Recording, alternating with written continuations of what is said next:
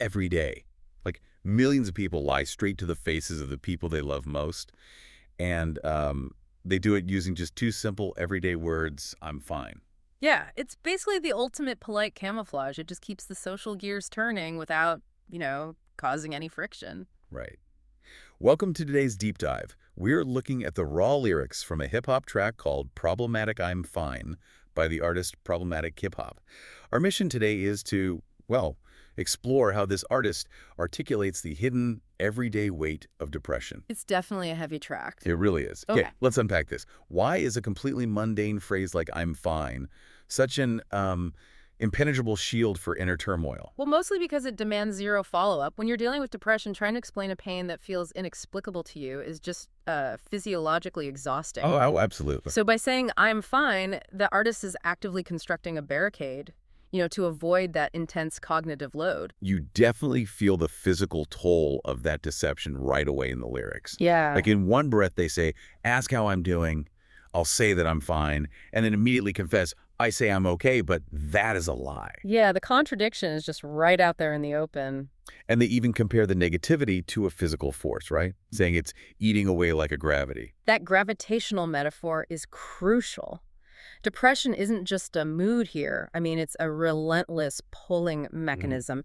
They are burning all their internal energy just trying to stand upright against it. Just to maintain that polite mask. Exactly. But if you're burning all that energy just holding up a mask, what happens to your actual connection to reality? Because later on they say, so fucked up lately, my head's in the sky. Honestly, it just sounds like they're zoning out. Isn't daydreaming pretty normal? I mean, it sounds normal on the surface, sure, but look at the context. They immediately follow that up by saying there is nowhere to hide. Oh, right. What's fascinating here is that this isn't daydreaming. This is active dissociation. When you can't escape the chemical reality of your own brain, your mind's last defense mechanism is to literally check out. Wow, that's incredibly dark. It is. You can really see the camouflage failing when you hear this desperate plea. God, can you hear me? I sure need a sign. And here's where it gets really interesting. That performance doesn't just cut them off from other people. Right, it turns inward. Yeah, they talk about acting distant, not having a real home or family, but then they say they kind of miss that person that I used to be. Why do they feel like a stranger to themselves? Well, think about it. When you constantly perform a fake version of yourself, the one that is always fine, your brain starts to log your authentic, struggling self as something shameful. Like something that has to be hidden away. Exactly. You don't just lose touch with others, you literally sever the neural pathways of self-compassion. The depression isolates them from their former identity, creating this self-fulfilling loop. Which explains why they listen to only sad songs playing on repeat. Yeah, that just reinforces the pessimism until they believe, ain't nobody gonna come and rescue me. That defeatism is so brutally honest. They admit, say, I want to change. That's a fucking lie. Why do I quit every time I try?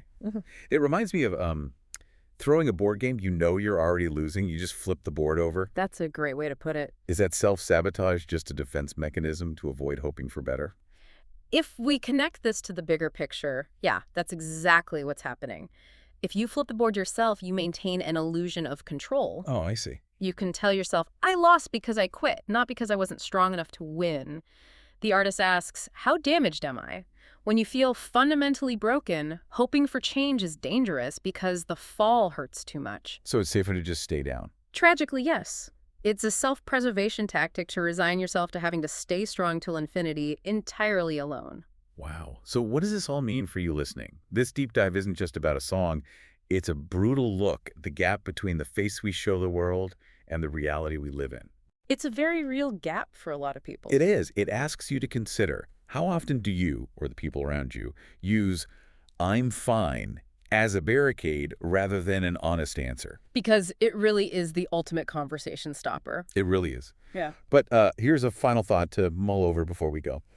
The artist seems to fully accept that ain't nobody going to come and rescue me. Right. If we look past the barricade of I'm fine, could that total agonizing acceptance of isolation actually be the necessary first step toward genuine self-reliance, rather than just pure defeat?